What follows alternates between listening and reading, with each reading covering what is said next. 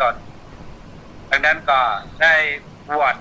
เป็นจุเจ้าเมื่อปี 2554 อุปชาขององค์เดียวกันก็คือสมเด็จพระพุทธชินวงศ์คือพระวัดเบญจมบพิตรเทพมหานครจากนั้นก็ได้ทำงานเป็นพระธรรมจาริกในการที่เผยแผ่พระพุทธศาสนากับพี่น้องบนพื้นที่สูงในภาคเอาแล้วปีพ.ศ. 2544 ก็ได้ในความเมตตาของพระเทพโกศลในสมัยนั้นท่านเป็นรองอธิการบดีของเวียงเขตไทยและก็เป็นผู้อำนวยการโครงการพระธรรมจาริกส่วนภูมิภาควัดศรีสุดาก็ได้ขอให้ไปช่วยงานของมหาวิทยาลัยมหาจุฬาลงกรณราชวิทยาลัยเวียงเขตเชียงใหม่ในฐานะเจ้าหน้าที่ของโครงการพระบัณฑิตอาสาพัฒนาชาวเขาที่มหาวิทยาลัยมหาจุฬาลงกรณราชวิทยาลัยร่วมกับสำนักงานงบประมาณในสมัยนั้นตั้งขึ้นก็ได้ทำงานเกี่ยวกับการเผยแพร่พระพุทธศาสนาและก็ดูแลภิกษุสามเณรว่าที่ว่าพระบัณฑิตอาสาของพัฒนาชาวเขาของมหาวิทยาลัยมหาจุฬาลงกรณราชวิทยาลัยตั้งแต่ปี 2546 เป็นต้นมาจนกระทั่งปี 2546 ทางคณะสงฆ์จังหวัดเชียงใหม่ในสมัยนั้นมีพระเดชพระคุณหลวงพ่อพระเทพโกศลและก็หลวงพ่อพระเดชพระคุณพระเทพปริยัติก็ได้ยกบอกว่าให้ยกสถานภาพทางคณะของข้าราชการได้แจ้งอำเภอแม่แจ่มเป็นอำเภอกัลยาณิวัฒนาทางคณะสงฆ์มันมีความดำริขึ้นบอกว่า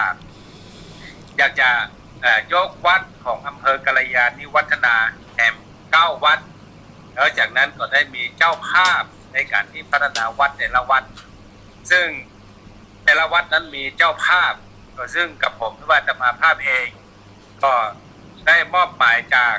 มหาวิทยาลัยมหาจุฬาลงกรณราชวิทยาลัยวิเขตเชียงใหม่ในสมัยนั้นมีพระครูอาจารย์บุญช่วยอาจารย์บุญช่วยสมัยนั้นท่านเป็นรองอธิการวิเขตเชียงใหม่บอกว่าเราเพิ่งไปสำรวจพื้นที่ในเขตอำเภอกัลยาณิวัฒนาทางครูบาอาจารย์ของมหาวิทยาลัยมหาจุฬาลงกรณราชวิทยาลัยจะได้รับเป็นเจ้าภาพสร้างวัดหนึ่งในเขตอำเภอกัลยาณิวัฒนาหรือว่า1 ใน 9 วัดก็วันนั้นก็ได้กราบเรียนกับท่านรองอธิการก็เคยจะช่วยว่าสถานที่ที่ควรจะเพิ่มมหาจุฬามจรวิเขตเชียงใหม่นั้นน่าจะเป็นของอาสมพระธรรมจาริกวัดห้วยบงเหตุผลก็คือว่าเป็นวัดที่มันอยู่ใกล้กับที่ว่าการแล้วก็มีพื้นที่เป็นร้อยไร่จากนั้นอาจารย์บุญช่วยก็เป็นรองอธิการบดีได้ประเมินท่านก็ได้ลาออกแล้วมาในต่อจากนั้นก็มีพระครูโกศิษฐ์ปริยาติยาพรเป็นรองอธิการบดีของวิเขตเชียงใหม่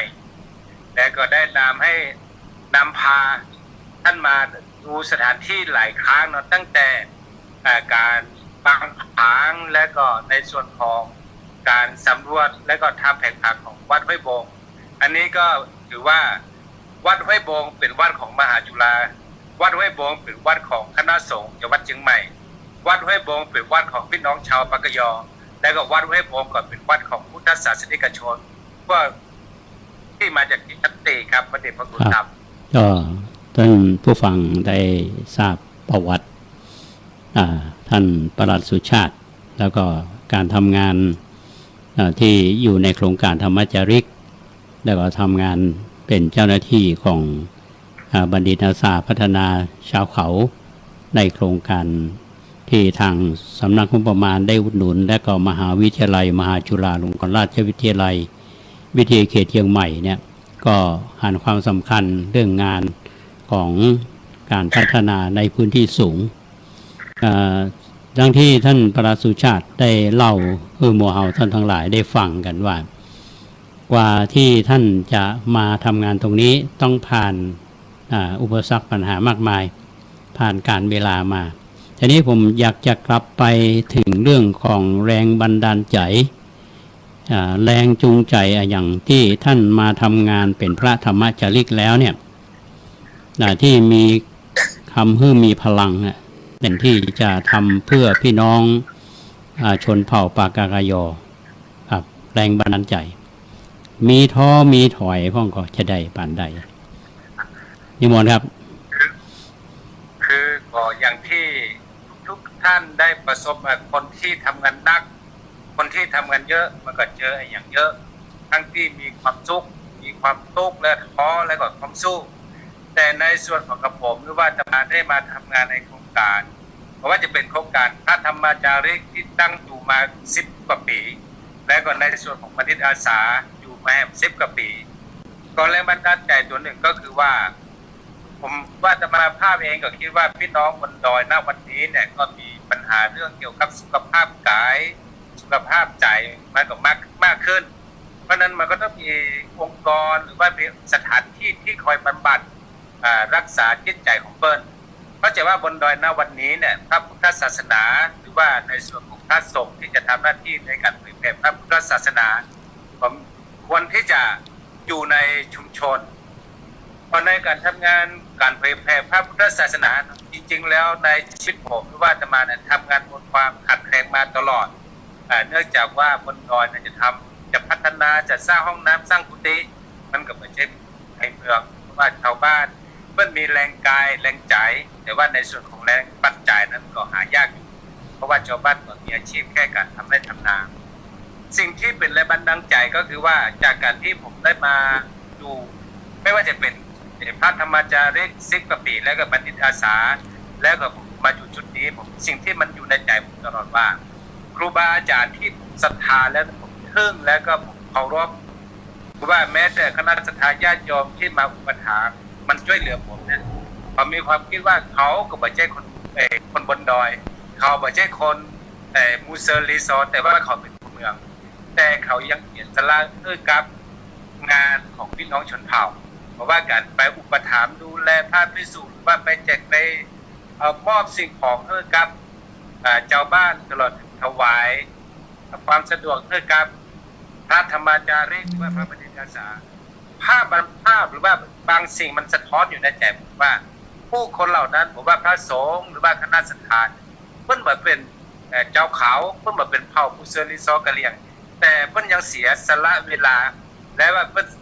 อุตส่าห์ทุ่มเทงานให้กับบนดอยแล้วหมู่เขาหรือว่าแม้แต่ผมเองเนี่ยจะเป็นปากยอหรือว่ากะเหรี่ยงเนี่ยถ้าหากว่าตัวเก่าเป็นชาวเขาไม่ได้ทำอย่างเพื่อชาวเขาแล้วจะมีผ่าที่จะมาทำเพื่อชาวเขาและก็ได้มีในบรรดาใจอย่างแม้แต่พระเดชพระคุณหลวงพ่อพระครูโกศปริยติบยพรพูดตลอดว่าท่านพระสุชาติท่านเป็นเจ้าเขาเนาะแล้วก็เป็นกะเหรี่ยงมันต้องฮักกะเหรี่ยงถ้ากะเหรี่ยงว่าปากยอบ่ฮักปากยอแล้วจะหาคนที่ไหนจะฮักปากยอซึ่งคำเหล่านี้คำพูดเหล่านี้แม้ว่าการเวลาจะผ่านไปเป็น10 ปีมันก้องอยู่ในจิตในใจผมว่าผมจะต้องทำให้อยู่สักอย่างเพื่อการเผยแผ่พระพุทธศาสนาถึงแม้ว่าจะต้องปั้นดินให้เป็นดาวผมก็ต้องทำแล้วผมมาคิดดูว่าผมอยากจะให้เนาะพระธรรมจาริกกับพระบัณฑิตอาสาเนี่ยได้สร้างวัดของพี่น้องชนเผ่าวัดของพี่น้องปากยอมูเซอร์ลิซอยาวเนี่ยในเมื่อผมอยู่ในสำนักงานของมหาจุฬาเนี่ยผมคิดแล้วกับผมได้แต่มอบหมายคิดงานแต่ในสำนักงานว่าอยากจะให้พระธรรมจาริกหรือว่าอยากให้พระบัณฑิตอาสาได้สร้างวัดปากยอหรือว่าศูนย์ปากยอแต่วันแล้ววันเล่าเนี่ยก็คือมันผ่านไป5 ปีกับวันแล้ว10 ปีกับวันแล้วเกือบ20 ปีมันก็มาเกิดแต่ว่าความเป็นจริงนะเวลาเขาอู้ง่ายนะครับง่ายแต่ว่าเวลาทำยากคนก็เลยมจรเนาะขอมจรว่าวัดห้วยโป่งเนี่ยเป็นวัดของมจรเป็นวัดของพี่น้องชนเผ่าผมขอโอกาสในการที่จะมาพัฒนาวัดให้เป็นศูนย์การเรียนรู้ด้านพระพุทธศาสนาหรือว่าเป็นศูนย์ของการเรียนรู้ด้านวัฒนธรรมให้มันเกิดขึ้นที่นี่เนี่ยผมเองก็ได้มาอยู่ที่วัดห้วยโป่งอำเภอกัลยาณิวัฒนาตั้งแต่ปี2556ก็ได้ปีนี้เข้าปีที่6เลยครับพระเดชพระคุณครับปีที่6ล่ะเวเนาะครับถามว่าหลังจากที่เป็นเจ้าหน้าที่ของอาสาพัฒนาชาวเขาและก็ทางมหาจุฬาคือท่านไปประจำอยู่ที่เนี้ย อ่าก็ก็ยังบ่มีวี่แววว่าจะได้เป็นวัดเนาะแล้วก็พยายามที่จะทำเรื่องนี้นะการยกวัดนะเมื่อท่านอู้ถึงตรงเนี้ยนะเราก็ต้องขอบคุณทางคณะสงฆ์จังหวัดเชียงใหม่เนี่ยซึ่งมีหลวงพ่อพระเทพโกศลในสมัยท่านเป็นเจ้าคณะจังหวัดแล้วก็ต่อมาเนี่ยท่านพระเทพปริยัติเนี่ยเป็นเจ้าคณะจังหวัดทีนี้ในฐานะที่หลวงพ่อท่านเป็นประธานสภาวิทยาเขตในฐานะที่พระเถระผู้ใหญ่เป็นคณะกรรมการของสภาวิทยาเขตแล้วก็หันความสำคัญกับเรื่องนี้ก็คือหมู่เฮาได้เข้ามาทำงานเขาจำได้ว่าตอนที่ผมกำลังเป็นรองอธิการบดีเขาไปเริ่มงานกันแล้วจริงก็ต้องขอบคุณท่านอดีตอธิการบดีมหาวิทยาลัยมหาจุฬาลงกรณ์ท่านราชวิทยาลัยซึ่งตอนนั้นท่านยังเป็นพระธรรมโกษาจารย์มั้งน่าจะเป็นธรรมโกษาจารย์อยู่แล้วต่อมาก็เป็นพระพรหมบัณฑิตตอนนี้ท่านก็เป็นอดีตอธิการบดีแต่ก็เป็นที่น่ายินดีเป็นน้องท่านผู้ฟังทุกท่านพระเดชพระคุณท่านเจ้าคุณพระธรรมพรหมบัณฑิตเนี่ยได้รับบัญชาจากนั้นเป็นตามมติของมหาเถรสมาคมเนี่ยได้แต่งตั้งท่านเป็นรักษาการเจ้าคณะใหญ่โหนกลางเมื่อวันที่10 กรกฎาคมที่ผ่านมาหลังจากที่ท่านเป็นทำงานเป็นอธิการบดีมาทำงานในมหาจุฬาแล้วก็ออกจากมหาจุฬามาท่านก็ยังทำงานอยู่เป็นกรรมการมหาสมาคมเป็นเจ้าคณะ2และก็มาเป็นรักษาการเจ้าคณะใหญ่โหนกลางในบรรยากาศอย่างนี้ท่านปราสุชาติลองเล่าให้เป็นน้องท่านผู้ฟังว่าตอนที่ท่านพรหมบัณฑิตมาใหม่ๆแล้วหมู่เฮาพระบัณฑิตอาสาพัฒนาเนี่ยไปประชุมกันเนาะในสภาพตอนนั้นแล้วก็ท่านก็มีบทบาทสำคัญท่านปราสุชาติได้เป็นฐานะของท่านพระพรหมบัณฑิตนะเส้นใหญ่ลองเล่าอย่างลักษณะอย่างนี้คือกับท่านผู้ฟังและท่านผู้ชมได้ฟังนะครับอันนี้ไปทั่วโลกนะเรื่องบทบาทที่ของท่านพรหมบัณฑิตที่มีต่อวัดห้วยโป่งต่อโครงการธรรมจาริกเนี่ยต่อการพัฒนาในวัดห้วยโป่งเนี่ยครับก็ขอเท้าความในส่วนของงานของบัณฑิตการบดีก็คือพระพรหมบัณฑิตจริงๆแล้วเมื่อปี 2545 ก็ได้มาอยู่ประจำที่วัดบ้านจันทร์ซึ่งเป็นวัดแรกของอำเภอกัลยาณิวัฒนาช่วงนั้นก็กำลังที่จะมาเป็นเจ้าหน้าที่ของโครงการแต่พระบัณฑิตอาสาพัฒนาชาวเขาปีแรกในการเป็นปีแรกปุ๊บเนี่ยทางเจ้าหน้าที่ของผู้บริหารของวิทยาเขตเชียงใหม่ที่บอกว่าอยากจะให้อธิการบดีสมัยนั้นเป็นพระเทพโสพลอยากจะให้อธิการบดีเนี่ยได้มามาดูงานมาให้กำลังใจต่อการทำงานของพระบัณฑิตอาสาก็ได้เลือกเอาที่วัดบ้านจันทร์ครั้งแรกที่ท่านมาที่วัดบ้านจันทร์ก็คิดอยู่ในใจว่าเห็นหน้าพระเดชพระคุณออกทางทีวีหนังสือพิมพ์บ่อยแล้วเอาเป็นผ้าแบบผ้าชายขอบผ้าเจ้าเขาเขาจะได้ดูแลเพิ่นอย่างไรเพราะไปแล้วจากการกินกันอยู่กันนอนกันครบชาติจะเอาอย่างไรก็เลยว่าครั้งแรกปี 2545 ก็ได้ไปถวายการต้อนรับถวายอาหารในระหว่างทางระหว่างอำเภอจังหวัดเชียงใหม่กับอำเภอกาลยาได้ถวายอาหารในระหว่างทางจากนั้นก็ข้ามคืนวันนั้นก็บอกกับพระเดชพระคุณว่าวันนี้พระบัณฑิตอาสาและพระธรรมจารีมันรวมตัวกันที่นี่เพื่อที่จะมาเสนองานที่พระเหล่านั้นได้มาเผยแผ่พระพุทธศาสนาที่อยู่กับพี่น้องชาวเขาในแต่ละอาสมมาเสนอท่านก็ยังเล่าอยู่ตลอดเวลาว่าการมาวัดจันทร์ในครั้งนั้นมาเดือนมีนาคมเนาะก็อย่างที่เขาเป็นพระบ้านนอกแล้วก็เป็นพระเจ้าเขาอยู่รูปหนึ่งในการต้อนรับครับสู้พระเถระถึงขนาดนั้นเขาก็คิดว่ามันทำไม่ได้เขาก็คิดว่าจะหาที่พักที่เป็นดีที่สุดเนาะของบ้านจันทร์ในสมัยนั้น พอดีเป็นFMเขาก็ไปจัดพื้นที่ให้ท่านนอนเนาะตื่นมาเนี่ยค่ำคืนวันนั้นอากาศเกือบจะติดลบอ่ะเนาะอากาศมันหนาวมากแต่ช่วงเช้าก็นำก็บอกท่านว่ามามีบิณฑบาตซึ่งมาครั้งแรกกับพระเดชพระคุณมาตั้งแต่ธนายศของท่านก็คือพระเทพโสพลมาครั้งแรกที่วัดบ้านจันทร์เนาะจากนั้นก็แต่ละปีเนาะ2 ปีท่านจะได้มาดูงานว่ามาดูการทำงานของพระบัณฑิตอาสาในที่ต่างๆบางปีก็ไปเชียงรายบางปีไปแม่ฮ่องสอนบางปีไป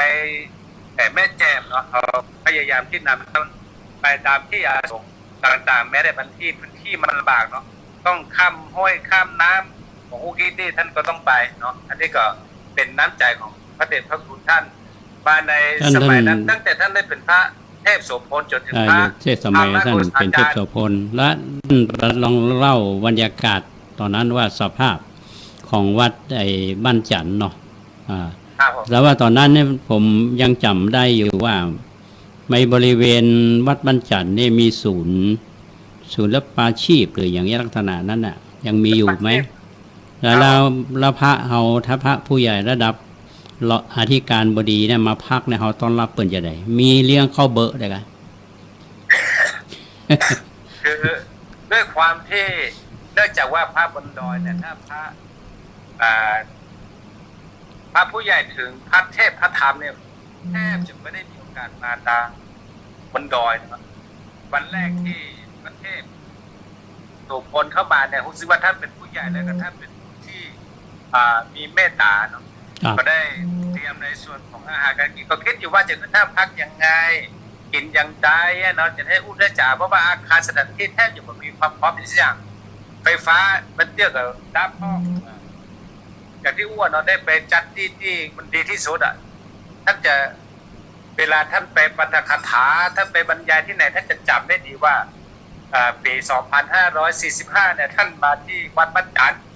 มีพระกะเหรี่ยงเนี่ยก็คือผมเองนั่นแหละว่าจัดที่ดีที่สุดแต่ว่าอากาศมา 4-5 ทุ่มตี 1 ตี 2เนี่ยท่านจำวัดมาได้มันไม่ได้ปวดผีแต่ว่ามันหนาว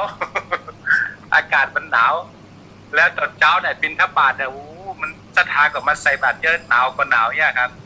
ศรัทธาเขาก็ดีใจเนาะพระผู้ใหญ่มาบิณฑบาตแล้วก็อาหารการกินก็คิดว่าท่านจริงๆแล้วเนี่ยเขาก็บอกว่าจะเอาอย่างเนาะแต่ว่าก็เลยบอกว่าอาหารในเมื่อมาถ้าเพิ่งอยู่ในเมืองนะอาหารการกินอาจจะเป็นก๋วยเตี๋ยวอาจจะเป็นอาหารที่มันลำๆใจหนึ่งก็คิดว่าจะถวายอาหารที่มันเป็นทินอาหารที่เข้าที่มันเป็นเข้าทินก็คือข้าวเบอร์ก็บอกชาวบ้านเนาะชาวบ้านเอาสมัยนั้นเอาหน่อเอาผงลำไม้มันรวมกันทำเป็นข้าวเบอร์ถวายท่านก็ถามนะครับว่าข้าวเบอร์ข้าวเบอร์คืออย่างนั้นเบอร์ครับแล้วข้าวเบอร์มันทำมาจากอะไรคือผมก็ได้กลับเห็นถ้าว่ามันมีสปะครับมันมีถ้ามันเป็นข้าวเบอร์นะเราดูตามฤดูกาลถ้าฤดูหน่อเพื่อก็ใส่หน่อฤดูพักเพื่อก็ใส่พักมันเป็นไปตามฤดูของฤดูเฮดทอปก็ใส่เฮดทอปครับเฮดทอปกับเพื่อใส่เฮดทอปอันนี้ก็คือบรรยากาศใหม่ๆก็คิดว่ามันฉันกันมาได้ครับแต่ว่าหลังๆไปขุนแม่รวมไปไหนท่านก็จะถามหาข้าวเบอร์ท่านสุชาติถามสั่งข้าวเบอร์หรือยังเนี่ยครับไปไหนมาแสดงว่าท่านติดใจรสชาติของข้าวเบอร์นั่นคือบรรยากาศที่วัดบ้านจันทร์ผมก็จำได้ว่าช่วงที่ไปเนี่ยมันมีกุฏิหลังเอาขึ้นไปเนี่ยมันไหวย่องแย่งนะกุฏิจำได้หนาวเนี่ยช่วงนั้นจำได้อยู่ผมก็ไปอยู่ช่วงนั้นนะครับทีนี้จากที่ท่านไปอยู่วัดบ้านจันทร์แล้วก็ทำงานร่วมกับตอนนี้ท่านเจ้าวาดคือไอ้ท่านวัดบ้านจันทร์ท่านพระครูประหลัดนิคมครับท่านประหลัดนิคมเนาะก็หมายความว่าวัดบ้านจันทร์นี่เป็นวัดแรกของอำเภอกัลยาณิวัฒนากัลยาณิวัฒนาทีนี้ทางคณะสงฆ์ที่โยงไปที่ผมอู้ไปตะกี้คือว่านโยบายของทางคณะสงฆ์เนี่ยต้องการยกอำเภอกัลยาณิวัฒนาเพื่อนทางบ้านเมืองเนี่ยเป็นอำเภอละทางคณะสงฆ์เนี่ยต้องมี วัดกี่วัดต้องมีการปกครองกี่ตำบลอย่างเงี้ยก็เลยมีนโยบายในการสร้างวัดแต่ในที่สุดเพื่อด้วยการความร่วมมือของพระมหาเถระตลอดจนถึงพี่น้องอยากให้มีวัดวาเนี่ยและก็สั่งสำนักงานพุทธศาสนาเขาก็ได้วัดเพิ่มกี่วัด9 วัด 9 วัดครับ9 วัดมีหลายๆวัดใหญ่หลวงพ่อวัดเจ็ดยอดพระเทพปริยัตินี่ก็ไปดูแลวัดหนึ่งเรื่องการพัฒนาหลวงพ่อหลวงพ่อพรหมมงคลหลวงพ่อทองหลวงปู่ทองคนนี้ก็ไปวัดหนึ่งอันนี้ผมอยากจะให้ท่านประหลัดสุชาติลองว่าเรา9 วัดเนี่ยมันมีวัดอย่างพ่องหรือว่าแต่ละวัดเนี่ยมีพระเถระรูปใดที่ไปเป็นประธานในการสร้างและในการอุปถัมภ์เพื่อให้กับพี่น้องท่านผู้ฟังท่านผู้ชมที่ติดตามรายการเราอยู่เนี่ยได้ทราบครับก็ขออนุญาตกลับเรียนหรือว่าได้เล่าให้กับท่านผู้ฟังว่าจริงๆแล้ววัดในพระพุทธศาสนาจะทำให้มันถูกต้องเนี่ยมันเป็นเรื่องค่อนข้างจะยากและก็จะต้องมีขั้นมีตอนมีระเบียบอย่างเยอะแยะมากมาย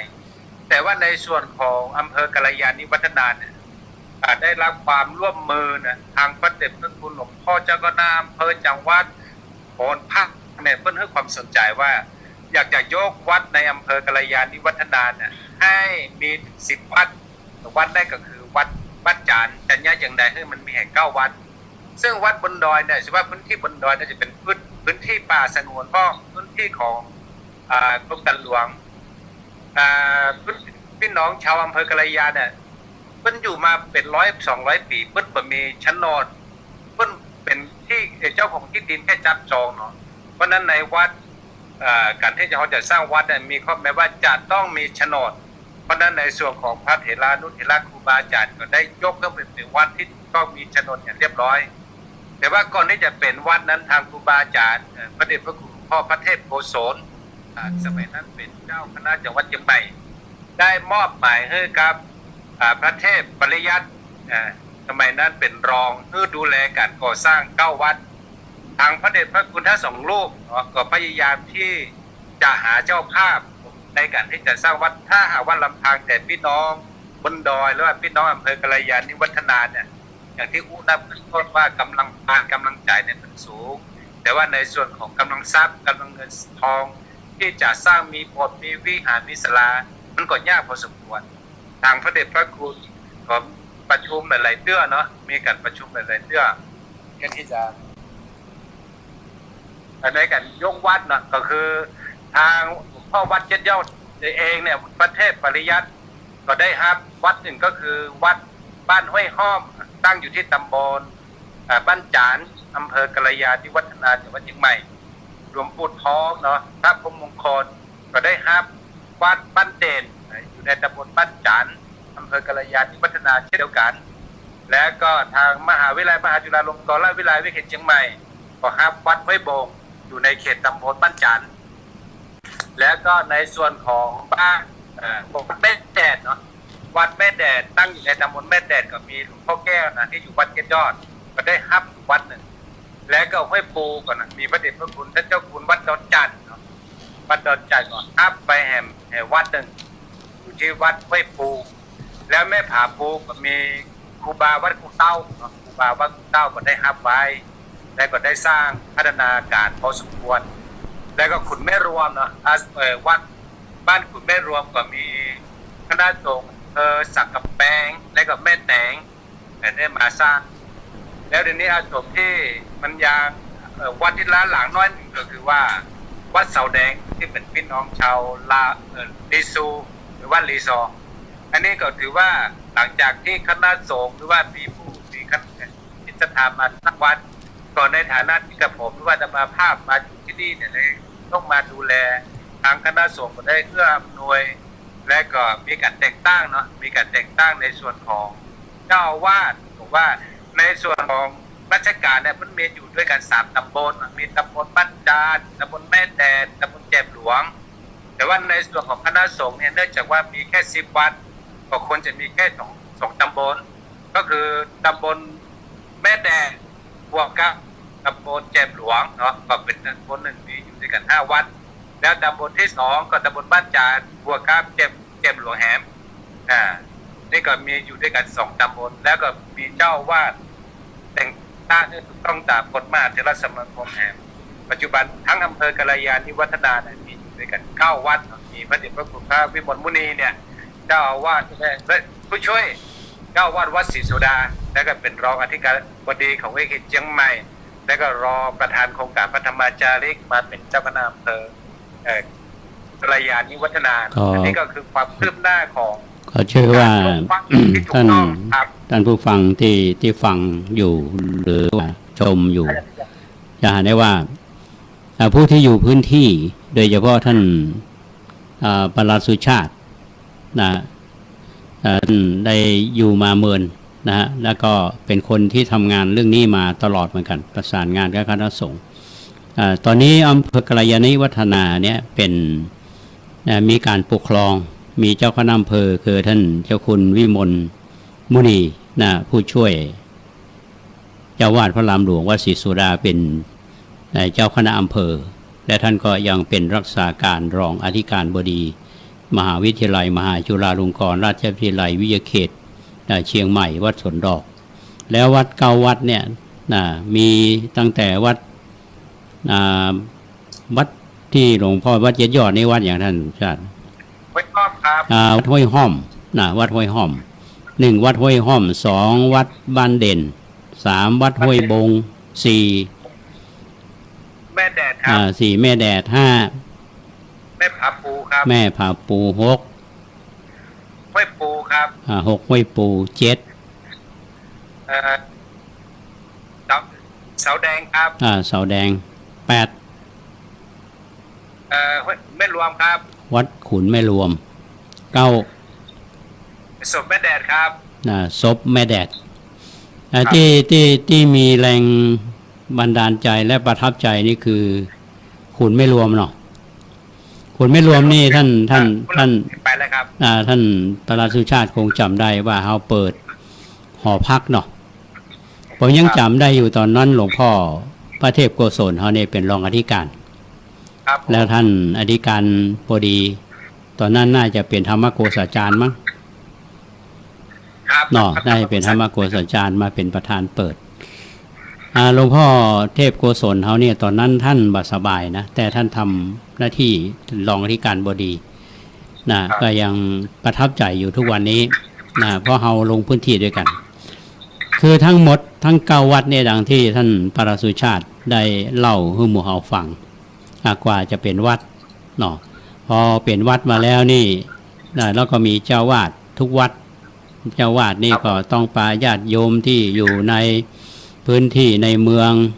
ที่มีจิตศรัทธาเนี่ยไปสร้างถาวรวัตถุบอกว่าจะเป็นกุฏิวิหารศาลานะฮะและบางวัดนี่เป็นวัดเก่าอย่างวัดบ้านเด่นเนี่ยหลวงพ่อพระพรหมมงคลเนี่ยท่านก็ไปสร้างวัดเกี่ยวกับพระเจ้าติโลกราชทีนี้วัดอื่นๆเนี่ยที่เราฟังกันเนี่ยก็ยังก็คงจะมีโอกาสได้เล่าให้ท่านทั้งหลายได้ฟังในโอกาสต่อไปแต่วัดที่ท่านปลัดสุชาติเนี่ยได้รับผิดชอบเนี่ยนะก็คือวัดห้วยบงนะวัดห้วยบงนี่เป็นวัดถูกต้องตามกฎหมายท่านปลัดสุชาติเป็นเจ้าวาดและเป็นเจ้าคณะตำบลอย่างอยู่ตำบลแม่แดดแจ่มหลวงครับเป็นเจ้าคณะตำบลแม่แดดแจ่มหลวงทีนี้อย่างที่ท่านปลัดสุชาติได้เล่ากว่าที่จะมาเป็นวัดห้วยบงเนี่ยนะที่ท่านตอนตะกี้บอกว่าสมัยที่ท่านอาจารย์พระมหาบุญช่วยหรือท่านพระครูพิพิธสุสาธรเนี่ยเป็นรองอธิการบดีท่านไปลงพื้นที่ท่านคือแนวคิดหลายๆอย่างท่านก็ลงสู่พื้นที่เนี่ยเราเล่าสภาพตอนนั้นนะคือท่านผู้ฟังที่เราไปดูขุนห้วยเขาสภาพตอนนั้นจะเป็นจะได้นะแล้วเราพัฒนามาเป็นระดับขั้นอย่างใดสำหรับห้วยบงมีการปลูกกาแฟกันอย่างไรเพื่อพี่อย่างใดในฐานะที่ท่านทำงานนี้มาตลอดท่านก็ลองนิมนต์เล่าหมู่เฮาฟังครับก็ในตัวของห้วยบงมันมีประวัติศาสตร์ของผมค่อนข้างจะพอสมควรเนื่องจากวัดห้วยบงในสมัยผมเป็นพระธรรมจาริกเนี่ยเขาส่งผมมาที่วัดห้วยบงเมื่อปี 2539 บอกว่าห้วยบงเนี่ยมันมีปัญหาก็คือว่า ชาวบ้านเนี่ย บอกว่ามีพระธรรมจาริกมันอยู่เซากับปี แล้วก็การพัฒนาวัดมันบอกให้มีขอให้ผมได้ไปดูเขาก็ขอผมก็พยายามซื้อเวลาประมาณ คือเขาไปอยู่หรอไม่ใช่คือเขาไปทำอ่ะเขาก็เลยอยู่ แล้วท่านทำอย่างครับ ตอนแรกอ่ะแล้ววันนั้นผมครั้งแรกเนาะครั้งแรกที่ปีสองทางอาจารย์รองอธิการบดีสมัยนั้นบอกว่าให้ไปทำเวทีประชาคมให้พี่น้องห้วยบงเนี่ยลองดูว่าวัดห้วยบงเนี่ยจะเป็นหน้าที่ของมหาวิทยาลัยมหาจุฬาลงกรณราชวิทยาลัยวิทยาเขตเชียงใหม่ไปสร้างเนี่ยพี่น้องห้วยบงจะว่าจะได้ครับผมก็ขึ้นมาที่ห้วยบงแล้วก็ผมนัดชาวบ้านผมปริ้นคำลงทะเบียนเพื่อที่จะทำเวทีประชาคมผมก็ฮ้องชาวบ้านมาก็เกือบหมู่บ้านนะครับแล้วผมอู้ไปว่าผมขอเพื่อได้เซ็นหนังสือฉบับหนึ่งที่วัดกำลังจะเป็นวัดแล้วก็ให้มหาวิทยาลัยมหาจุฬาลงกรณ์มาสร้างเนี่ยมาเซ็นเป็นหลักฐานเพื่อที่ผมน่าจะได้ไปพูดกับผู้บริหารในครั้งแรกชาวบ้านบ่ยอมเซ็นครับชาวบ้านบ่ยอมเซ็นผมก็ถามเหตุผลว่าเนี่ยอย่างบ่เซ็นให้เราในฐานะที่จะมาสร้างวัดให้แล้วชาวบ้านส่วนหนึ่งมาย้อนอดีตว่าถ้าหากว่าชาวบ้านเซ็นยินยอมเพื่อท่านมาแบ่งวัดหรือว่ามาอยู่ปุ๊บเนี่ยท่านทำเมื่อปี 2539 เนี่ยชาวบ้านบ่ยอมเซ็นเพราะก็แล้วนึกถึงอยู่ว่าปี 2539หันย่อย่างพิษในยุคของห้วยบงก็เลยถามว่าพศ 2539เขาไปอย่างคือทำให้ชาวบ้านมันในใจตลอดชาวบ้านก็บอกว่าท่านจำได้ก็พศ 2539ในฐานะท่านมาอยู่ที่นี่เกือบ3 เดือนท่านก็เข้ากับชนอย่างดีเข้ากับเยาวชนพัฒนาวัดเรื่องสะอาดท่านมาพัฒนาชาวบ้านมีความพอใจและสนิทสนมกับท่านแต่วันที่ท่านจะออกจากห้วยบงชาวบ้านขอเป็นซิเป็นเสากลุ่มหนุ่มสาวกลุ่มพ่อบ้านแม่บ้านมาขอท่านมาอยู่เลยท่านมาทำให้ชาวบ้านมีความสุขในแค่2 เดือนไปผลสุดท้ายชาวบ้านเนี่ยขอท่านบ่ได้เลยชาวบ้านให้ถึงหมู่บ้านท่านก็บ่ยอมที่จะอยู่เนี่ยถามว่าครั้งนี้เนี่ยจะทำเหมือนปี 2539 ก่อนเพราะกับว่าครั้งนี้เนี่ยผมก็อดให้หัวบ่ได้ยอมรับทุกประกาศว่าปี 2539 ผมทำเช่นนั้นจริงๆก็คือว่าผมต้องไปรับผิดชอบวัดห้วยบงเหมือนกันนะอาสมพระธรรมจารีห้วยบงที่ไม่อ่อนนะครับอ๋อห้วยบงเหมือนกันผมมาที่ห้วยบงกัลยาเนี่ยหนีจากห้วยบงกัลยาณิธนาไปอยู่ห้วยบงอำเภออย่างเหรอนึกไม่อ่อนครับอำเภอไม่อ่อนแล้วไปอยู่ผมว่าถ้าผมเป็นมาตามนโยบายของหลวงพ่อพระเทพโกศลสมัยนั้นบ้านขอคือผมได้มาดูมาช่วยงานที่ห้วยบงเพื่อที่จะสร้างความเป็นอันหนึ่งอันเดียวกันให้กับพี่น้องชาวห้วยบงกัลยาเนี่ยครับการเริ่มแรกผมก็จะว่าตลกจะว่าดีก็ดีแบบจากนั้นผมก็อธิบายให้เพื่อนว่าที่จะมาสร้างวัดเนี่ยไม่ใช่ผมมาสร้างนะเป็นของคณะสงฆ์แต่วัดเชียงใหม่แต่ว่าที่ผมขึ้นมาเนี่ยว่าจะมาขึ้นมาเนี่ยมาในนามของมหาวิทยาลัยมหาจุฬาลงกรณราชวิทยาลัยเพิ่นขึ้นมาดูถ้าวัดเพิ่นไม่ใช่สร้างเฉพาะวัดห้วยบงแห่ง9 วัดแต่ละวัดจะมีเจ้าภาพอยู่เพราะฉะนั้นในส่วนของวัดห้วยบงเนี่ยจะเป็นของมหาจุฬาถ้าหากว่าผู้เฮาเซ็นว่าอนุญาตให้มหาจุฬาทำก็ทางผู้บริหารเนี่ยเขาจะมามีบทบาทในการพัฒนาหาสตุ้งสตางมาแปลงโบสถ์แปลงวิหารแปลงศาลาเพื่อมันมีครบศาสนสถานวัดเนี่ยครับฉะนั้นก็สรุปว่าตอนนี้ชาวบ้านเขาคือเขาน้อยใจหนีเปิ้นเนาะแล้วมาเตอร์นี่ก็น่าจะมีความหวังก็ชาวบ้านก็เซ็นเฮอเลยครับอาจารย์เซ็นเฮอเซ็นเฮอแล้วก็ผมไปเสนอทีนี้เดี๋ยวเฮามาต่อกันท่านสุชาติเนาะเฮาพักสกรรมนะครับได้ครับพักสกรรมพักกินน้ำกินท่าสกรรมเนาะท่านท่านวิศวัตก็อยู่ที่ห้องส่งวัดฝ่ายหินตอนนี้ก็ท่านวิศวัตก็เฮาย่างสกรรมเฮาฟังเพลงสกรรมเฮากินน้ำกินท่ากันก่อนเนาะครับได้เดี๋ยวเฮามาต่อกัน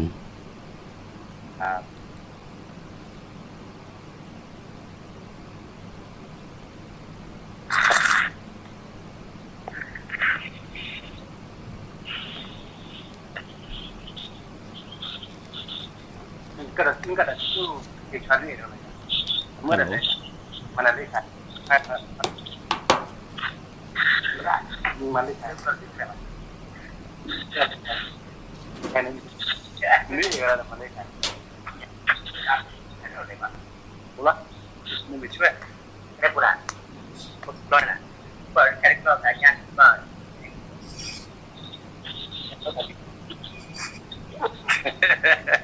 Cái thấy nó cái là gì? Pura đấy. Đúng. Qua đấy. Cái thấy vào đấy. Thấy được lại. Quên cho hai bên sắp quên. Cái đó. Quên các bạn.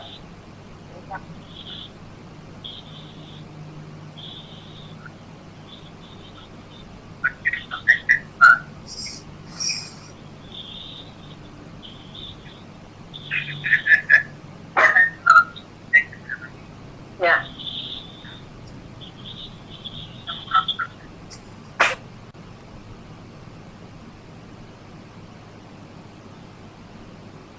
Phát triển lắm.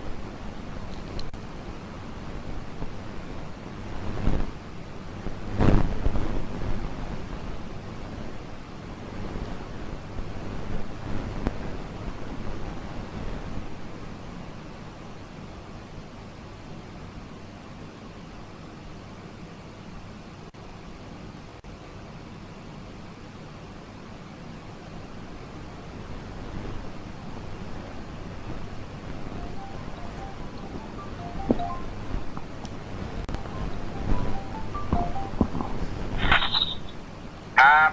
บ้านนะ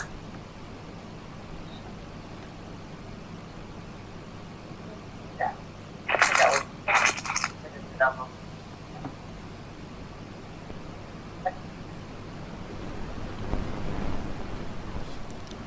ท่านผู้ชมและท่านผู้ฟังทุกท่านต้องขออภัยเบรกนะฮะเมื่อตะกี้นี้ก็พักเสียงแล้วก็กินน้ำกินท่าชื่นอกชื่นใจนะฮะช่วงบ่ายวันนี้ตอนนี้ก็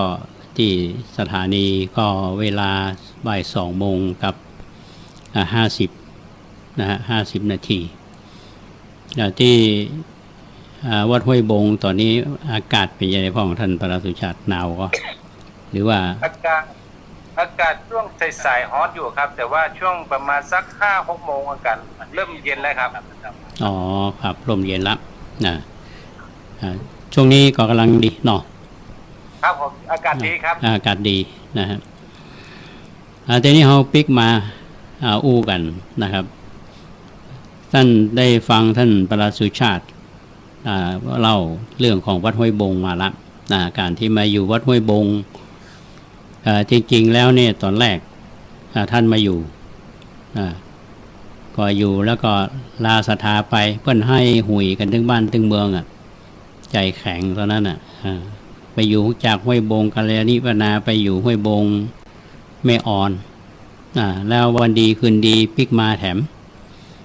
ชาวบ้านก็ยังมั่นใจว่ามันจะมาไม้ไหนกันแน่กันตัวเนี้ย ก็มายอมเซ็นทีนี้ด้วยความอดทนของท่านและเป้าหมายในการทำงานเนี่ยคือไปในนามของมหาวิทยาลัยในนามของคณะสงฆ์ในมีเป้าหมายชัดเจนว่ามาครั้งนี้ไม่ใช่มาตนเดียวอย่างเมื่อปี2539ปีนี้มาพร้อมกับความหวังและเป้าหมายในการทำงาน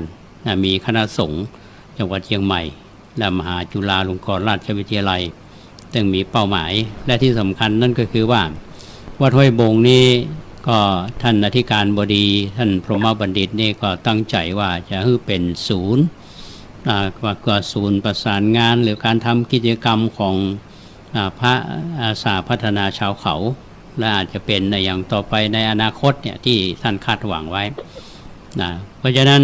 วัดห้วยบงเนี่ยนะก็เริ่มมีการสร้างเสนาสนะอาตมายังจำได้อาตมาไปที่วัดห้วยบงเนี่ยมีศาลาอยู่หลังหนึ่งมีหลังเดียวนะแล้วก็มีโอกาสเข้าไปที่ขุนห้วยซึ่งมีน้ำซับอยู่เนี่ยก็คิดว่าปัญหาเรื่องน้ำของวัดห้วยบงเนี่ยน่าจะมีการทำเจาะน้ำบาดาลอย่างไรแล้วแต่เนี่ยก็คิดกันในอนาคตว่าจะเอาน้ำไหนมาใช้อันนี้คือสิ่งที่เฮาปะในครั้งแรกก็เริ่มงานกันอันนี้ก็นิมนต์ท่านปราสุชาติเล่าต่อนะครับตอนนี้ศรัทธาวัดห้วยบงนี่เซ็นหมดละยินยอมเนาะก็อยากได้คือเป็นวัดในอนาคตเนี่ยครับเล่ามาถึงตอนเนี้ยเมื่อที่นิมนต์ต่อครับครับในส่วนของพัฒนาการของวัดห้วยบงนะว่าตั้งแต่ผมมาผมพยายามเขียนไว้ตลอดว่าความคืบหน้ามันคืออย่างแต่ว่าแม้แต่วัดห้วยบงเนาะที่มหาวิทยาลัยมหาจุฬาลงกรณราชวิทยาลัยได้ฮับเป็นเจ้าภาพนะก็คือว่าการเริ่มต้นของการสร้างวัดก็คือในส่วนงบประมาณก็คือสูงเขาก็อาศัยพี่น้องศรัทธาคณะศรัทธาญาติโยมผู้บริหารก็หาแนวทางว่าเขาจะเอาอย่างใดที่จะพัฒนาให้มีกุฏิมีวิหารเบื้องต้นก็มีการจ้างให้เขียนแปลงเนาะแปลงหรือว่าผางของวัดห้วยบงโดยจ้างอาจารย์ของมช.มหาวิทยาลัยเชียงใหม่ได้มาเขียนผางเสร็จแล้วก็ครั้งแรกที่เงินก้อนแรกที่มาก็น่าจะเป็นเงินของโยมที่หลวงพ่อพระครูโกศิษฐ์ปริยัติยาภรณ์มาถวายเป็นองค์พระป่านะแล้วก็เป็นเงินของกฐินก็ถ้าสมมาได้พระป่านะร้อยบอกเคยมีกฐินเลยนะก็คือว่ามีกฐินขึ้นมาได้เงินอยู่100,000 กว่าบาทแล้วก็ได้กุฏิธรรมวิหารแล้วก็ได้มีข้าบดีญาติโยมโดยครอบครัวของโยมจิรยาคุปานันท์ได้ช่วยสร้างโบสถ์และจากนั้นก็มีการพัฒนาครูบาอาจารย์ของมาเรื่อยๆก็ณวันนี้จากวันแรกที่มาห้วยโป่งมีอาคารศาลาบรรพบุรุษสมโทมหลังหนึ่งแล้วก็กุฏิสมโทมห้องน้ำทงโทมห้องครัวแทบจะใช้งานไม่ได้ก็มีแต่มาวันนี้เนี่ยก็คือผ่านไป6 ปีด้วยความที่ผู้บริหารของมจรทั้งในส่วนของวิเขตเชียงใหม่และก็ส่วนภูมิภาคได้มาให้การสนับสนุนแล้วก็ช่วยตลอดคณะศรัทธาญาติโยมมาเนี่ยก็คือวันนี้วัดห้วยบงเนี่ยมันแตกต่างจากเมื่อ6 ปีก่อนจากหน้ามือเป็นหลังมือเพราะว่าเดี๋ยวนี้ตั้งใจเนาะว่าผู้จามกับผู้ของผู้บริหารหรือว่าพระเดชพระคุณพระบรมบัณฑิตว่าจริงๆแล้วเนี่ยบนพื้นที่สูงมันจะต้องมีศูนย์กลางของการเผยแพร่พระพุทธศาสนาให้กับพี่น้องชาวบนดอยแล้วก็ห้วยบงเนี่ยน่าจะเป็นศูนย์กลางของการพัฒนาด้านจิตใจและก็ในส่วนของวัฒนธรรมประเพณีก็เลยได้สร้างเนาะได้สร้างแต่สร้างกุฏิคือพระภิกษุสามเณรมาจำวัดแล้วก็ได้มาสร้างในส่วนของห้องน้ำก็ตามอัตภาพเนาะท่านณวันนี้วิหารหรืออุโบสถก็ดำเนินการก็แล้วนะแล้วก็ในส่วนของศาลาบาทเนาะศาลาบาทก็กำลังดำเนินการล้างคามก็กำลังดำเนินการ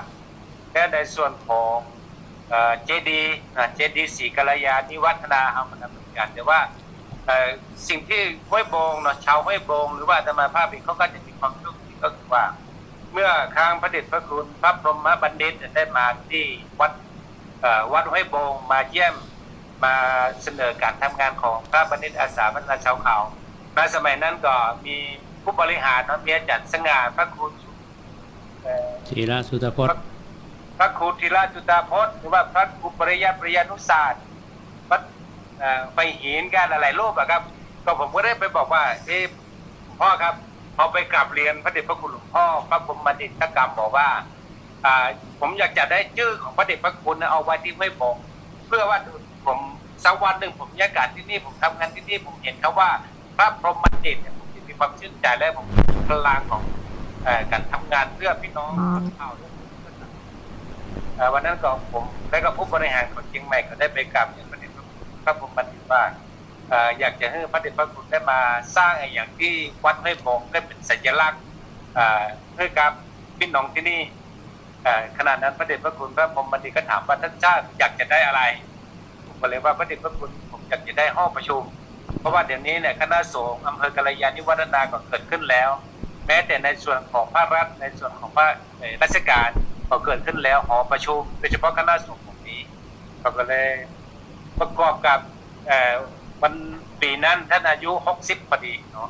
60ก็เลยบอกทางเชียงใหม่ว่าให้ทำแบบแปลนมาหรือว่าเขียนแบบแปลนในการสร้างมาดำเนินการเขียนแปลนแล้วก็ส่งผ่านมา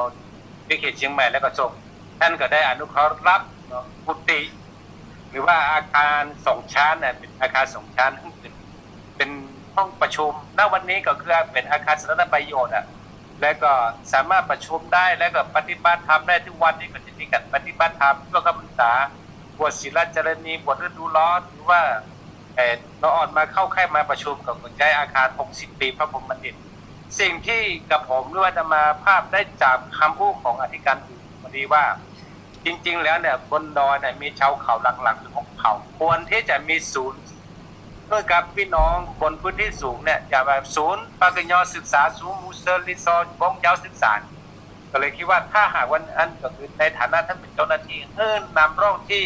อำเภอกัลยาณิวัฒนานำร่องที่วัดห้วยบงเพราะว่าณวันนี้เนี่ยผมคือหมายถึงพระผมบันทึกว่าผมได้มาสร้างสถานที่ให้ท่านแล้วผมมาช่วยเหลือท่านแล้วท่านเองเนี่ยอายุก่อนหน้าขึ้นภารกิจก่อนหน้าขึ้นก็สามารถที่จะไปได้ทุกดอยเพราะฉะนั้นอาศัยวัดห้วยบงของท่านนั้นเป็นแม่ข่ายก็เลยตั้งอาคารหลังนี้ก็เป็นส่วนประสานงานของโครงการพระบัณฑิตอาสาพัฒนาชาวเขาของมหาวิทยาลัยมหาจุฬาลงกรณราชวิทยาลัยจากนั้นก็ได้บอกว่าศูนย์ท่านจะต้องสร้างศูนย์ปากญอศึกษาให้เกิดขึ้นที่นี่เพื่อที่จะให้ผู้อื่นมาศึกษาดูงานจากวินาทีแรกที่สิ่งที่ผมได้ตอบรับจากผู้บริหารในสมัยนั้นคือครับผมบัณฑิตว่าครับในเมื่อผมบอกว่าครับเสร็จแล้วผมก็ต้องลงมือครับณวันนี้นะครับว่าก็เลยเกิดขึ้นมาว่าตรงนี้จะเป็นศูนย์ปากญอศึกษาที่จะมีการแสดงหรือว่ามีอัตลักษณ์ของความเป็นปากญอของที่นี่ตอนนี้ก็กำลังสร้างในส่วนของปล่อนะปล่อก็บ้านของกะเหรี่ยงที่เขาไว้เอาไปประกอบพิธีกรรมเวลาตะกอนในเวลาเกิดเรื่องเกิดราว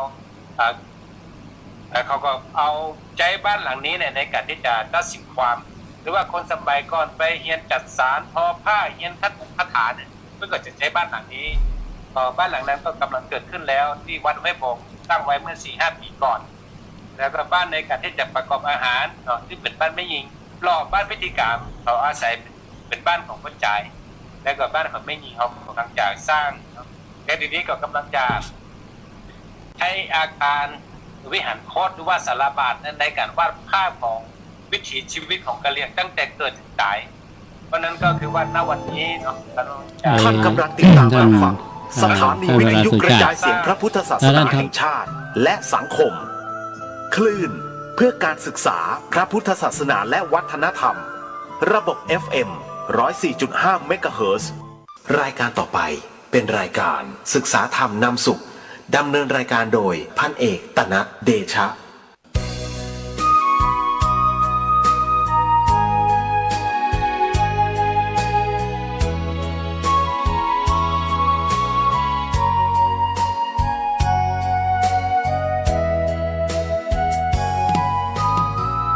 วัดเป็นบุญเขตวิเศษสถา